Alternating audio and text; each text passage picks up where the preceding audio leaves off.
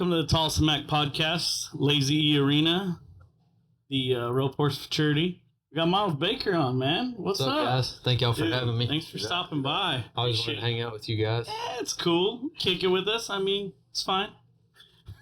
Caesar sure talks pretty highly about you, and we sure enjoy watching you rope, man. Man, thanks. Been a huge fan of Miles for a long time. I think a while back when I followed you on Snapchat. Yeah. Got pictures of your horse and stuff. And, man, that's kind of how we got to communicate a little bit.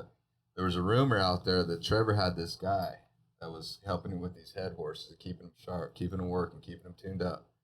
And when I heard about this guy, I was like, man, this guy must be a badass. Sure enough, man, this guy's a real deal. And, like, he's got my favorite thing about is he loves his horses a lot. He's got a love for them that, like, all us have. Like, it's about the horse. And he's out to get the best out of the horse every time. Whether it's 1% better every day if you can, that's what it's all about. So, man, I got to say this real quick. we were here yesterday. Obviously, we watched you guys and everything, and then we're sitting up here, and half the guys are at the trailers. And I ain't taking nothing away from Coors Light, but a lot of guys are at the trailers drinking Coors Light. The bars, better than Bud Light, I guess. Fucking hell, a lot better than Bud Light, right? A lot of guys are up here, and nothing against it. Everybody does it different. But we look down in the arena, and there's you and Trevor and Tristan. Yeah. Ride them hill horses that you're going to ride today. And I told Brandon, I said, that's what set those dudes apart. Yeah. Like, that's the work they put in, that just constant. Like, we're here to do a job. Yeah, it's real fun. We can hang out and bullshit or whatever, but we're here to do a job. Yeah. And I think that is what sets your guys' brand apart. Yeah. No, we love it. Like, it's fun to get to come compete for us, and then, like, we had a good day yesterday, won all the rounds in the heading and got some horses back. And, you know, it was a good day, so to speak. But, like, as soon as that was over, it was like hill horses. Yeah, that part was over. Let's get these hill horses in there and get ready for tomorrow. And that's one cool thing it's been so neat for me because I'm originally from Oklahoma. And I sold Trevor some horses when I was in college. And that was how he and I made the connection. And then when he retired, he actually called me one day, and I'll never forget, I was walking into my dad's office, and we have about 10,000 acres of grass to take care of and run a bunch of cattle, and that was my main job, and then I rode horses. And I was in town at lunch, and I went by my dad's office, and Trevor called me, and it was so random. I was like, why? I had his number. I was like, why is he calling me? And he's like, what are you doing? What have you been up to? You're still riding any horses? And so, like, he asked me to ride, and I was like, yeah, I'll take one or whatever. What do you got? And he was like, well, I got 10 actually. Him and Larry D. Guy had just bought a bunch of colts, and I was like, I can take one. And I was like, to do you a good job, one's all I can take. And so I took that one, and it kind of just kept growing from there. And then at one point I had 6 or 7, and then we ended up just partnering. But now I'm in Decatur, and I'm actually building a house not 200 yards from Trevor's house. And so we've basically become family at this point. But my favorite thing about getting to be around him is just like, it's no wonder, from my perspective, it's no wonder he won what he did. Because if we have a spare hour in the day, we're at the barn. Or like if you get home from, you know, church or dinner or whatever it is, and their son's not gone yet, well, we got an hour, let's run some. Like, it's all we do. We just basically live for that. No clock. that's how he got his nickname, Relentless. Yeah. Like, we could have got done at 10 o'clock last night, and we would have still got on them hill horses. You know, it's just part of it. And it's not like, for a lot of people, it's a job, but for us, it's just something we enjoy. It's fun, you know? Yeah, you guys make it look a lot more fun than I do. Yeah. Well, I've come a long way in the last few years because our deal originally started because I could rope and progress them, but like kind of 2 and 3 year olds is what I rode most of. And then it's, if my roping didn't elevate, being around him every day and roping with him, then something's definitely wrong with me. So yeah, might want to reevaluate your sports choice. So, and there's been times where I'm like, golly, if I'm not getting better really fast with this atmosphere, then maybe something's wrong with me. And so I've got to the point where, like, you know, I'm able to come rope and win and pull my weight in that aspect as far as like he and I as a team goes. And it's gotten really fun, man. Just seeing my own progression, because I know where I was 4 or 5 years ago. I was content in Oklahoma taking care of cattle and riding a few horses. And you know, to me, I thought, well, if Trevor goes and rides a horse that I trained and does good at a Futurity or something, you know, that's enough for me. And then now to be a part of this caliber of horses and this many horses and the studs and the mares, and golly, it's been amazing. It's a blessing for me because I'm getting to do more than I would have ever thought I got to do, you know. Right.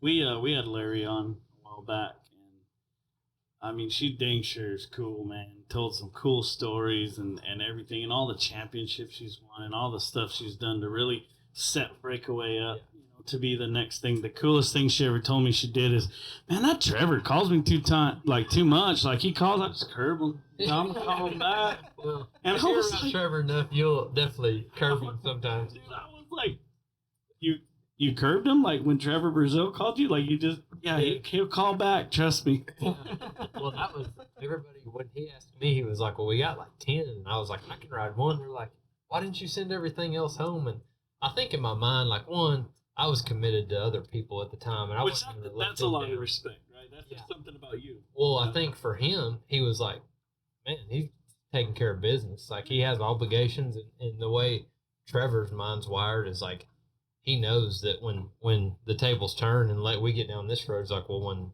when it comes down to it, he's going to handle his business right. And I tell people that all the time that ask me like, man, how'd you get the deal with Trevor? And like, I just handled myself right. Even when I sold him those horses back in the day, like I conducted myself in a way that would make him want to do business with me. And that's where a lot of people don't.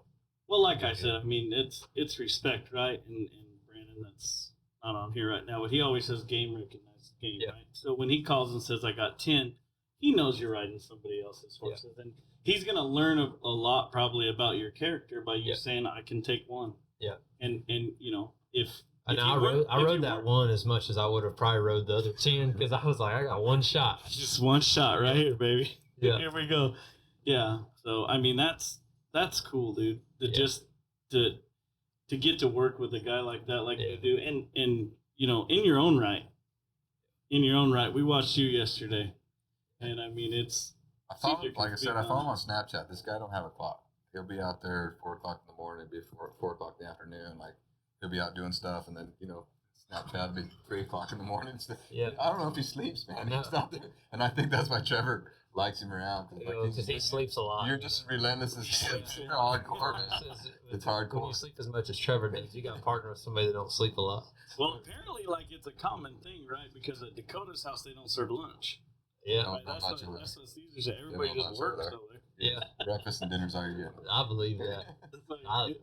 I like Dakota. He seems like he hustles. I'm telling you, but like you guys, same thing. You guys work real hard at them things, and like you got to put in the effort if you're wanting to come over here and compete against the best guys in the world. I mean, these Futurities have blown up. Like it's tough. Mm-hmm. You can't. There was a time where you could have an average horse and you could rope above average or have a good day and complete the course, but that's not the case. Mm-hmm. I mean, you have to do everything right. The horse has to be good enough, and you can't do it on an average horse. You can't make mistakes. And the judges know what to look for now, so if they see a little mistake here and there, they're not going to score you the way they need to. No, it's tough. And it's now it's tough enough now on like all fronts of like the riding and the roping and then the horses, but now the next evolution of it will be breeding these horses to where they can get better than what they already are. And then it'll be the people that has the right horses that can still hold up their end of the roping and the training and all that. And this is where you're finding the basis of that. Right? Yeah. I mean, you're finding the ones that can hold up to it and become the next one. Yeah. Yeah, that's something I think the Team Roping Journal does really cool. Like we get to all follow that. Yeah. Everybody gets to watch that and follow it. And really, like with a publication like that, like you get to not be a part of it, but you kind of feel like you are. You can stay up to date with it, and like it's good. There's people like Chelsea Schaefer. Mm-hmm. We always joke. I'm like, do you actually love team roping? That's like your whole life, dude. I thought that when we met her, I was, I don't know. Yeah, like, how does this girl like team roping this much? Yeah. But like, she likes horses. Yes. That's the way the industry's going, and so she's good at keeping everybody up to date on what's happening on this side of it, not just the rodeo side of it, because this side is going to feed into the rodeo. And so the better horses we raise and train and produce, the better the rodeoing's going to get, which is hard to believe. Well, we were just talking about a little while ago, Driggers, okay, two-time world champion, but he dabbles and comes over here to the horse shows. He's got some horses. He's got a stud, and I think, my personal opinion, that's what's made him get to the top. Yeah. Because he learned how to get these horses and keep them running and keep them working at the rodeos. Then he comes to shows and trains them and stuff. You remember when, like, Driggers was younger than he is, and like, I was kind of behind. Like, I grew up watching you and Derek, you know, and Driggers and the guys he was roping with, you know, Patrick and them.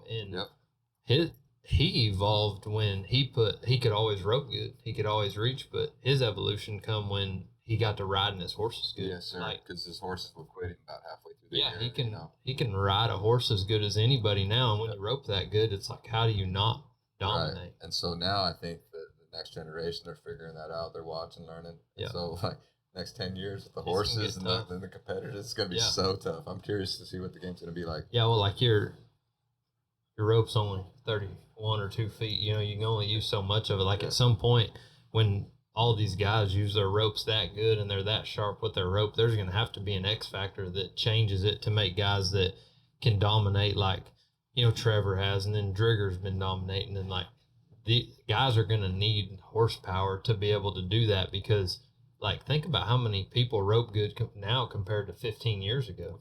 You know, it's 10 times as many people. A lot more about the horse than it used to be when I first started rodeoing. Like, it was roping a lot, get the steer caught by 2 feet. Now it's faster if you can get your horse to slide around the corner and get the shoulders up right there when you dally. You can come back with a steer. You know, same thing with the head horse. If the head horse is keeping his shoulders up and, you know, able to face right and keep the ropes tight, it's going to make that much. I went to some rodeos and I was 4-2 at a rodeo. Yeah. 4 flat, won the rodeo, 4-4, one last hole, 10. Yeah. And so, I mean, it's 10 back in the day. Tenths of a second really matter. Like, I mean, you got to use your horse as much as possible now. Yeah. What about, like, you've had some great hill horses. How does, like, Johnny and them measure up to, like, what you see out there now?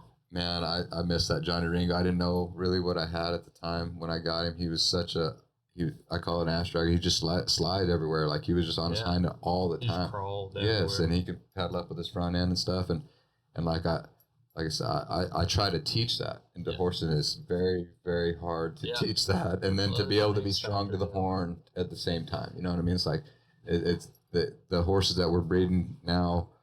They're tougher, they're stronger, they're faster, and I see, like, getting to ride some of the younger horses now. I feel that Johnny had the same thing, but like it's the mental side of it. Johnny loved it. Yeah. Like you could put him in the arena and he'll go and haze and he'll watch the runs go and he'll go back and just sit there and the runs go again. He'll watch, but he'll sit in the arena and haze. Yeah, and that's something that's a not spoken on enough about horses liking their job, because horses are so willing. Like, I can get on a soapbox talking about horses because it's what I love, but like, horses don't know how much this Futurity paid. They don't know how much they're worth. They don't know if they're worth $2,500 or $1 million, but they show up every day nonetheless. Every day at home, there's no money up. They don't know. They show up like there's money up every time. And so if you can train a horse to actually like his job, there's so much more longevity. And now that we're pushing these younger horses more than we ever have before, like the guys that can stay off a horse enough, like, and I don't mean off a horse, like train them but not pick on them so much that they can get good at their job and still love it. Like, those guys will always have the best horses. And I can sit here and watch and tell whose horses are comfortable doing their job. And those people are the ones that'll have those horses that are still good when they're 15. You know, they won't be done when they're 6. I had to learn a lot the last about 7 years. You know, when Dakota quit rodeoing, I was like, man, I'll help you out as much as I can, you know, show horse stuff. So it kind of got me into it a little bit. I was just rodeoing my whole life. But then just to see how, like, you're going to have to teach this horse, they're just for their babies. So you're going to have to teach them how to enjoy it a little bit. Yeah. Especially if they do a good job. Even if you rope 1 or 2 steers and they score good and they work good, you know, step off and pet him and cinch him and go get the other horse. Because by running 15, 20 steers, they're not going to enjoy it. They're going to get sore and it's going to hurt after a while. 100%. So like, I learned that a lot, especially last, few years. Like, your young horse, 4-year-old gives you a good run and he's working great. Don't overdo it. Yeah. Rob Lund taught me that too. He's like, you only got so many runs in these horses. When they start working good, don't overdo it. Yeah. Well, I had to answer the question the other day. Somebody asked me about starting rope horses when they were 2 versus, used to. No one wanted a rope horse till they were 7 or 8. Yeah. And I told them, like, at this point, I want to start them earlier so I don't have to push them as much. I would, like you said, I would rather start them when they're 2, have them solid, and when they're 3, I'll start roping on them. And if 2 steers or 3 or 4 steers is enough each day, I would rather have the option to do less on them over a longer period of time than to be in that position where I have to do 15 runs a day and catch up. Because then if you get to that point, you're training a horse on your time. I would rather train a horse on his time. Right. And then it lets me go as slow as that horse needs me to go versus me having to push him on my clock. It's the only way to get him to the point to show him. Yeah. I think. Because like at any point, if you scare them or you put too much pressure on them, they get a little scared of it. Fight or flight. That's what. That's what's in them. So you got to try to keep it where it's right there in the middle. Yeah. Don't scare them. And people don't. Sorry. No, you're good. People don't.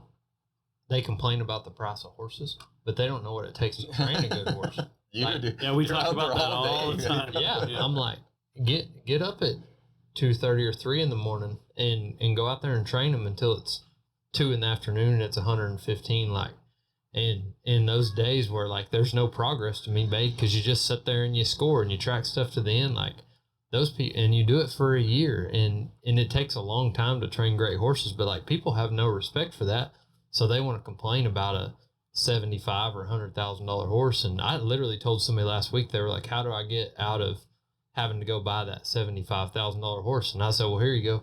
Start with a $40,000 prospect and train him yourself. And in 2 years, decide if you would have rather spent the $75,000 or not. Dakota's taking apprentices over there. You go learn how to ride at his house, and he'll teach you how to ride and do all that stuff. Yeah, go ride. Yeah, go see what it takes, and then tell me how expensive horses are. You'll start thinking they're cheap. Yep. Do you and Trevor ever kind of disagree on a prospect? Like he sees something in the prospect that you don't, or vice versa? We disagree a lot. Normally intentionally, right? But yeah, no, we're like, our relationship is like. Are you like reality show? Like somebody should follow you? Like it's transformed. Like there was a time where we like really got along good just because we were kind of new to each other, and then now we're at the stage where we're like kind of like brothers. Yeah.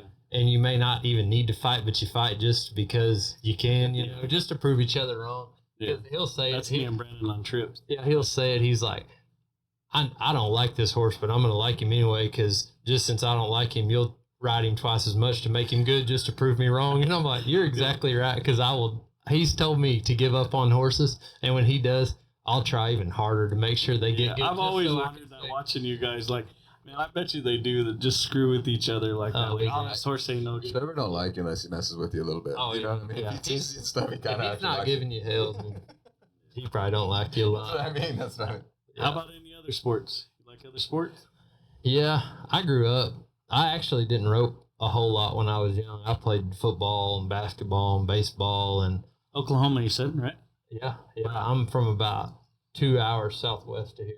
Okay. Between Lawton and Altus, it's a little town called Snyder. But I wanted to go play college football, and so I worked out all the time, and I run and I did that stuff. And then I broke my leg real bad my senior year. Had 2 surgeries on it and stuff, and so I didn't go play, and I got to college, and then the competitive side of everything was the guys that I hung around with roped competitively. And I'm like, well, I don't have football anymore or basketball or baseball. And so I started getting more serious about getting good at roping. And that was when I kind of started circuit rodeoing a little bit, and that struck that. But after college, when I went back to Oklahoma, it was just taking care of cattle and cowboying. And so that's always done on colts. And so everything kind of evolved to get to where it is now, but there's been different times where I've focused on roping and I've focused on riding horses, or I focused on, taking care of cattle. And right now it's 100% horses. So not a bad life. No, it's been great, man. It's so cool. And like the ranch is still in Oklahoma, and my dad takes care of it. And my he's in his 50s and he's healthy and he loves the cattle stuff. And so he likes taking care of cattle. He likes riding young horses, and he comes and ropes with Trevor and I quite a bit. And right now, the cattle deal is kind of his retirement. That's what he enjoys doing, and so it lets me just do the horse stuff. Who's the favorite guy that comes and your favorite guy besides your dad? Your favorite guy that comes and ropes with you and Trevor? That nobody would know. Not pro or nothing. Everybody knows him now because y'all just got done doing an interview. But I love Bob Moat. He's awesome. He's a good. That guy's got such a great work ethic. He's so intense. And Trevor, go ahead. I told him, but I love talking to team ropers. But I was so excited with Bobby Moat. Yeah, I'm like, dude, he's way cool. From the other end, let's talk. Yeah. Well, we went and had dinner last night, and he was kind of telling old re-ride stories of horse flipping over on him and splitting his pancreas, and he was on an airplane, passed out, landed in the hospital in Seattle, had like an hour left before he died, and just crazy. I was like, man, tell us a story that like a normal person, like this stuff you're telling us is weak. Tell us something cool. It's cool. The transition when he started roping, man, like he would get so frustrated roping, man. Like, and I remember watching, man. He worked hard, and then like he figured it out. He's a student of the game. We actually looked at some colts with him yesterday, and I said, Bob, how about I buy these colts and I'll just send them all with you, and you can just call me and tell me when they're good. And because he does a good job. Yeah, he does. And it's just cool. He's so intense, but like he's a student of the game. And I know Trevor's told me about how the stock contractors used to hate when Bob would get on their horses because he would spur them so hard that a lot of times they'd just want to quit bucking. Yeah, he'd pull, and he said it today. He'd always just try to pull another point out of them. Yeah. If somebody was 84 last week, he wanted to be 85. Yeah. That was his mindset. And I asked him about, does that carry over at team roping? And he said, I had to dial it back. Yeah, I believe it. I just get so mad, if it didn't work right. These race horses, and they're just wanting to run off. Yeah. He says, I had to dial this shit back because it was just too much for me. But, yeah, you could see and watching him it's growing up. Cool, but and it's the same for me, like being around Trevor. Like, to me, Trevor is just Trevor. Yeah. And he's like family, and Trevor would be the same to me if he never won $1. But the cool part of it is you get to see how guys, like the perspective those guys have. And that's why I like being around Bob, because he's just Bob. He shows up to the house. He wants help with his horses. He wants help with his roping. He's humble. You would never thought the guy had won anything, and he's one of the greatest to ever do what he did. But you start realizing, like, those guys aren't great because they walk around with their chest puffed out. They walk around great because if you met them in Walmart, you'd never know they won a dime. And he'd help you with your groceries if you're a little old lady. Yeah, 100%. Yeah, he was just struck me as just a cool dude, and like you said, so many times, 15 trips to the NFR, and Kirsten Bold said that about him because I asked her, we interviewed her, and I asked her, I said, what guy made you cringe when we got on the bucking horse? She said Bobby Moat. Yeah, he was 90 on his mind all the time, and he calculated out what we were going to do, and we were going to do it.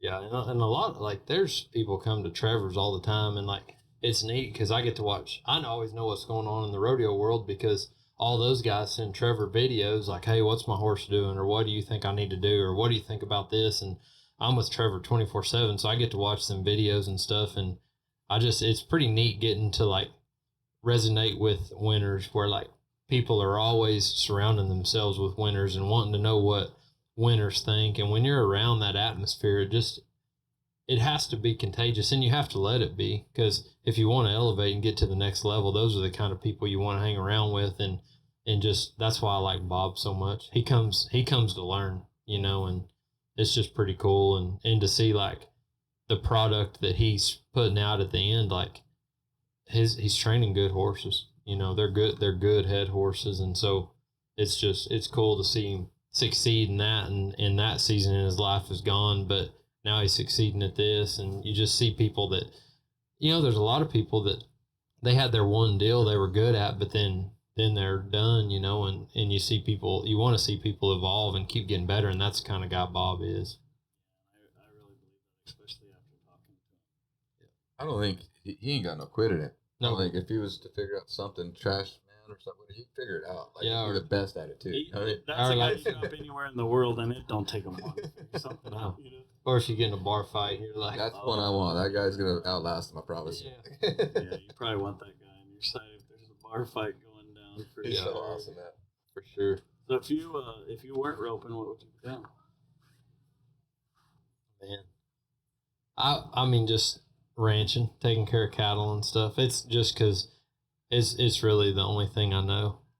But for me, like, we've started dabbling in like some real estate and stuff, but like I have to have something to do where like I can hustle.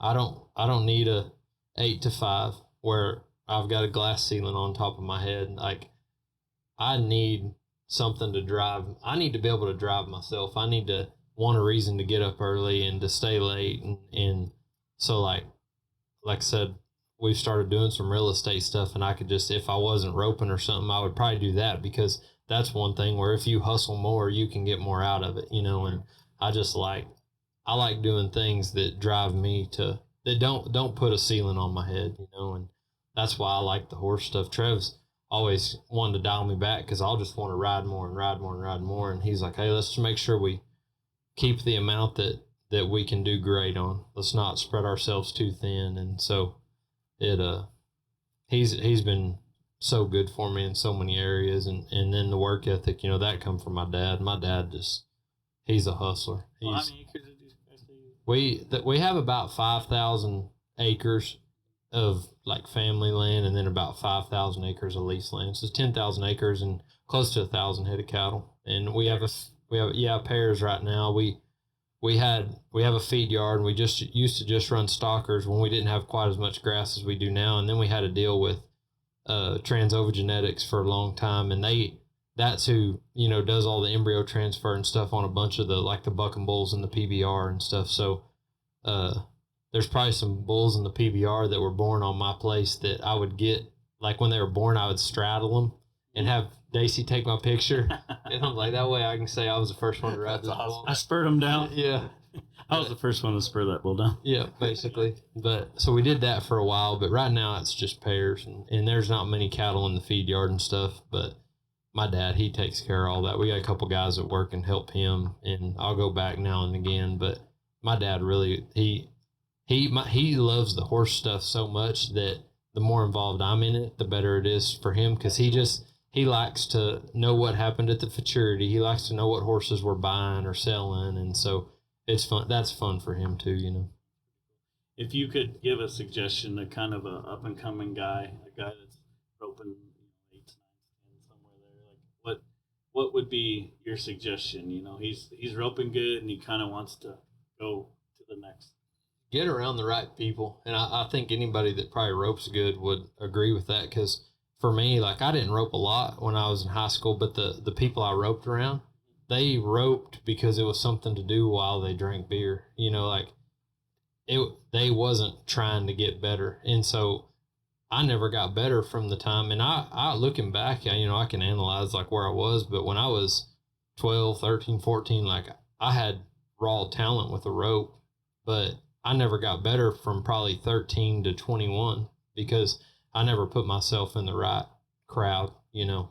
And then when I got to college, I got around like Andrew and Reagan Ward and those guys that like all they did was rope, and they roped good. And I was like, man, I don't rope that good. Where I was from, I roped good. And now I'm around these guys and I'm not really that good. And so you start having to elevate. And then that's why I'm so fortunate to be where I'm at now, because there's no better place to elevate than being with Trevor. And I said it the other day, like, we could both go out there and turn 20 steers in a row, but when me and him are both turning steers back and forth, like, you know who's throwing the best head loops. You know who's the sharpest. You know who's riding their horse best.